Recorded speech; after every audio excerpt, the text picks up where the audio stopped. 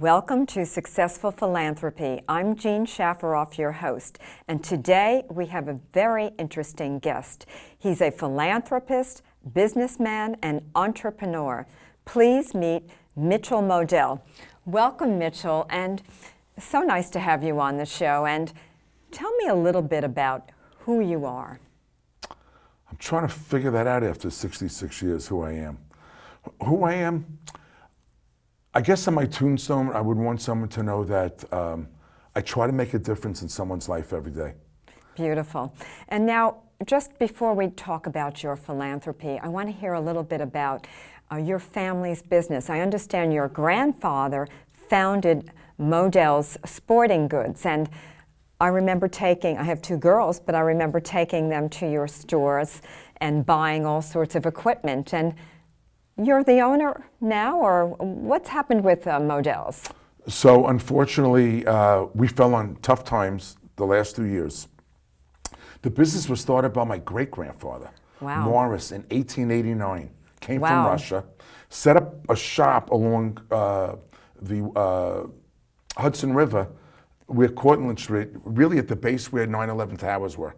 And that was, he set up a little stand there. People would come off, he'd sell them hats and gloves and accessories. And then he passed the torch to his son, Henry, who then took it from one store to 4 stores. And then he passed it on to his son, Bill, my father, and my brother who passed away, Michael's father. And he ended up buying the Vega Sporting Goods in 1963. So like every year we evolve as a family business. We were 4 generations, 131 years old. Wow, and I'm sorry you had to close your doors. Did the pandemic have something to do with that, do you think? No. It happened before. The pandemic would have just taken it down, quicker. We filed bankruptcy March 11th. Happened to be my brother's birthday. And then 10 days later, March 21st, March 20th, Saturday, they shut down the whole country, which...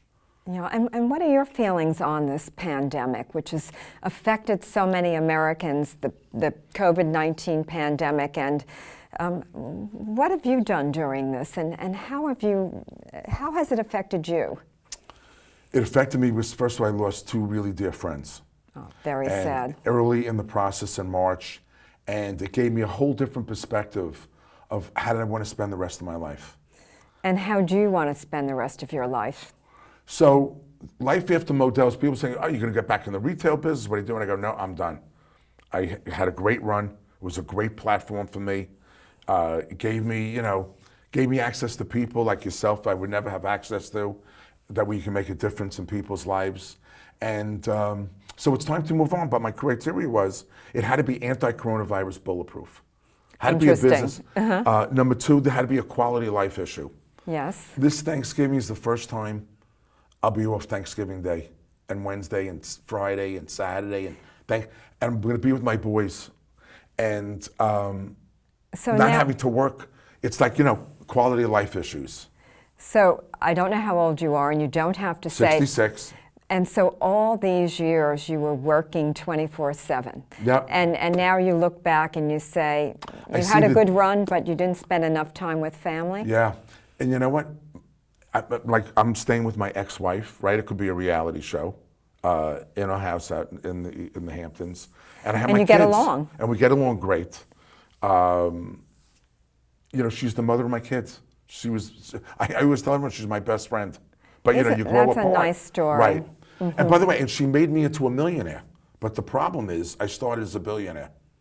Interesting. That's a joke. I get it. So, but anyway, the divorce. And then the other thing is, I want to do something that's going to really make a difference in people's lives. And so here, I have something, if you look at this as when we have 6 companies trying to rush to get the vaccine out as quickly as possible, right, to save lives. We are the final delivery system on the vaccine. Yes. So we have the capability of... What, your company? Our company, New Vitaprints, VITIPRINTS.com, has the capability of making 250 million doses of vaccine a day. One machine, 250 million a day. It takes them 3 million to do a day with the vials or the vitamins. So then you would make a cost-effective vaccine, Right, so it's that shorter, would be available to everybody. Less pain, you don't need shots, right? You don't have to swallow vitamins. You put this on your tongue, and like Listerine, it disappears. So this one we happen to have, but this is for cleaning solutions. So you see the paper? Watch what happens. It broke up, and now... And it just dissolves the way it would on somebody's tongue. So think about the green effect. Think about the space. We could take milk, almond milk that's 9 pounds and 7 ounces, put it into a slip disc like this, and it'll be a 6 ounce. And look at all the space and the volume. So this company is going to change the world, and we're looking to get this thing approved as quickly as possible. And you want to use this when they come up with a vaccine We're going to be working with COVID. the companies over the next couple of weeks. Fascinating, fascinating. So, well, this is so interesting. But this show is about philanthropy. So I understand your family were the founders of the Crohn's and Colitis Foundation. And for our viewers who don't know anything about the diseases, Crohn's and colitis, a very, very debilitating disease. And Mitchell will talk to us a little bit about this disease and just exactly how it affected. Was it a member of your family? So in 1966. But first, what is the Crohn's and colitis? What is it exactly? Your ileum, it's your small ileum and your large ileum, and it's a disease. That's your intestines. The intestines. It's part of the stomach or the... It's part of the stomach. Yes. It causes unbearable stomach pains, diarrhea, loss of appetite, loss of energy. I mean, to see my brother go through this from 13 to the time he passed away at 48 from non-Hodgkin's lymphoma. And so he was 13 years old, had incredible pain. We went in his intestines. On the side, and we thought it might have been appendicitis. Take his appendix out. Take him to the doctor, Ben Kerr, and they go, we never saw this before. What is this? They did research. Eisenhower, in the late 50s, had ileitis, and no one knew what it was. And so at 1967, my parents, there was no internet, you can't Google, you can't do any of those things. You call up, what is ileitis? My son has ileitis. I don't even know how to spell the name. Who knows anything about it? Is there a foundation? Who are the top doctors? Nothing, nada.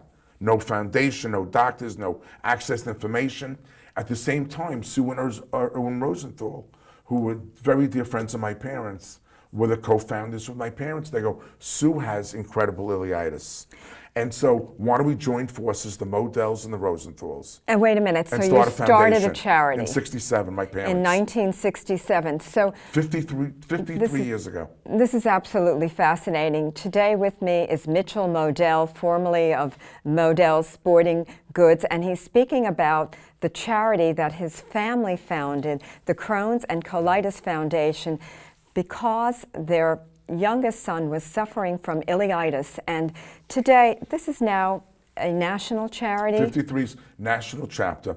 I started, I went to BU from 72 to 76, and one of my friends happened to have ileitis. So wait a minute. And I called my mom and I go, Mom, who's the best, where's the office here for we have no Boston chapter. How do we not have a Boston chapter? We have a New York chapter. We only have New York. Ran a fundraiser 30 days later, gave them the seed money to open up the Boston chapter. So what do you do exactly? Is it research-oriented? Research. All the money's to research. To find out what causes this disease and then the cure and how to deal with it. And we're getting close. You watch on television, they're running a lot of commercials with Crohn's and colitis about things that are helping. We're making a lot of progress, but we're not there yet. And say I had a child who came down with ileitis or Crohn's disease. Could I go to your foundation to get information on? ccfa.org. Wait a minute. You go online. Okay, but I just need help I don't know who to go to. Are there any good doctors in my area? And you could provide that information? Phenomenal. You know, when you say, how did you become philanthropic? It all stemmed from my grandparents and my parents. And my parents always said to all of the 3 kids, my sister, my brother, and I, you have to make a difference in someone's life every day. Gene, you live and breathe it, okay? you don't talk about it a lot, but you are out there giving back to the people, and you change people's lives. And you know what? It could be a homeless guy on the street. I'll have my son give $1 or $5 too, as long as it goes for food and not liquor. Or it could be something as simple like at Modell's, when we had a business, we gave back to every community to make sure 5% of the proceeds so they could buy equipment if they couldn't afford it, or whatever really it might nice, be. right. And so, it's all about giving back. Well, I agree, and for me, philanthropy is a priority, and I think that for many of us here on the eastern end of Long Island and then beyond, philanthropy is a priority, and many of us, we are in a situation where we can write checks, but for those who can't, you can be a philanthropist by giving your knowledge and by volunteering. And time. And time is so important. And now, so how large is this foundation today? So we have a chapter in every state, and Amazing. They do incredible work. And my mother, and my father, God bless them. My mother's 96 years old. Every time I'd walk into a restaurant, people will either see me, your mother saved my barber's life, my kid's life, my grandkids. How wonderful. Yeah, really. And so when you hear that, and then my kids hear it. My kids hear it. Now, you're on the board, right? Yes. You No, are. I used to be on the board. I dropped off on the board. I was on the board. And because Too you're much. doing other things. Yeah. But now, are your children, are they taking this up as well? Or? Yeah, so I tell you, my nephews have done a great job with the setting up young adults for Crohn's and colitis. Great place to meet people. They have like a junior magicians. group. It's like a junior group. And so my nephew wonderful. Alex Modell was instrumental. My daughter did fundraisers for them. Listen. So nice. It's how do you make a difference in someone's life? That's less fortunate. Yes, and I remember years ago going to a few of your fundraisers and to hear the heart-wrenching stories of the mothers and the fathers telling the stories of what their children were suffering. It was just, you feel helpless. I felt helpless looking at my brother. There were so many times like he couldn't even play Little League. He had to drop out. The pain was so bad. Or we'd be at a Met game, and he was dying for a hot dog, but he knew if he had the hot dog, ate the hot dog, next thing you know, he was in the bathroom the whole time. And then, It's did just he die of debilitating. this disease? Not really, but his disease, I think, hurts the immune system. So when you have a compromised immune system because of that, and he had testicular cancer, he wound up with non-Hodgkin's lymphoma and passed away at a tragic age of 48. Yes, and so here is a wonderful example of a family who has been involved generation after generation in philanthropy. Mitchell's grandparents, his mother and father, Mitchell and his brother, and then also the children, which I think is extraordinary. Now, Mitch, can you give us the website for the charity? Yes, so it's CCFA, right? CCFA.org. Very simple. And so now, if I wanted to give a donation, even a small donation, that's okay? You know what? If you give a donation, that's great. If you give it your time, that's great. If you could be a mentor, that's great. If you could help out wherever you want to help out, we love that. And how if I wanted to volunteer, what would I do? You go online, and then you'll see you can plug in there. And you meet the players, and then you figure out where you might fit in. It's such an active organization. They have different, again, pre-coronavirus, COVID-19, great activities. Tennis tournaments, golf events, walking events. All different types of things to get people together, and it's just as important about awareness as it is the dollars, because people might have it and they don't know anything like, where do I go? I didn't know there was a foundation. It's terrible. Yeah. Now, so you're helping people who have problems with the stomach and don't know what to do. Gut-wrenching. So another thing, I understand you're involved with the Police Athletic League, and for so many of our viewers, the Police Athletic League is a group that helps underserved children in large cities, another national group. And how did you get involved with the PAL? 9/11 changed my life. And what happened exactly?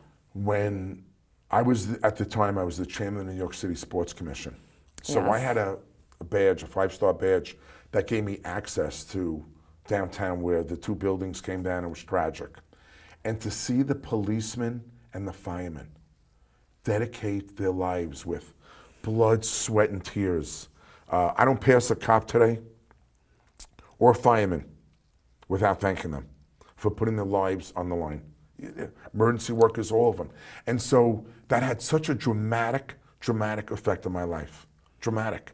And I said, how do I get involved? So I got involved with, when they, a firefighter or a cop gets killed, we raise money for the families to make sure that, they have, their children they can live on educations, whatever. Mm-hmm. Rusty Staub was a huge, I think he was the founder of that organization.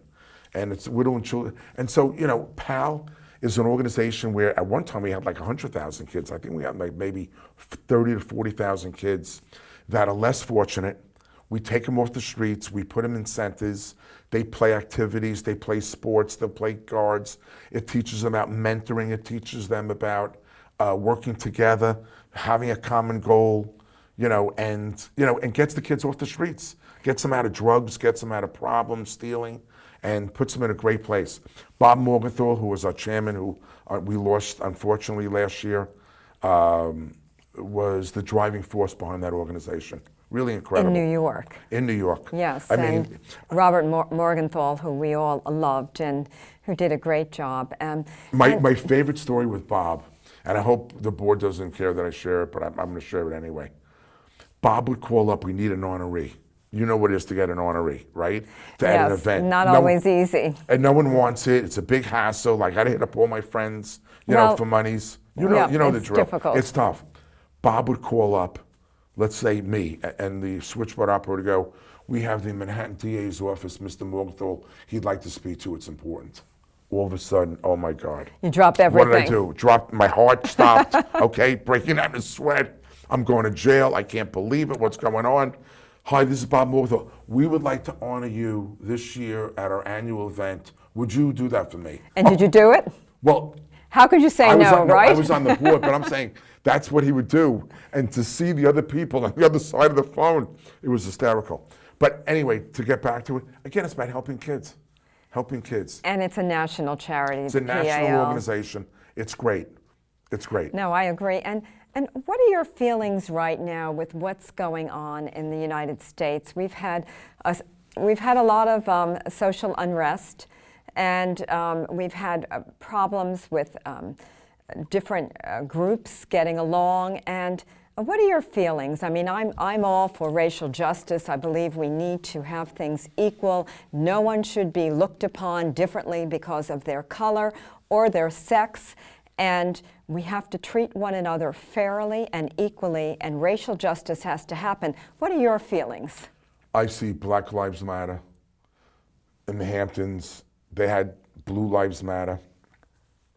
All lives matter. Absolutely. All lives matter.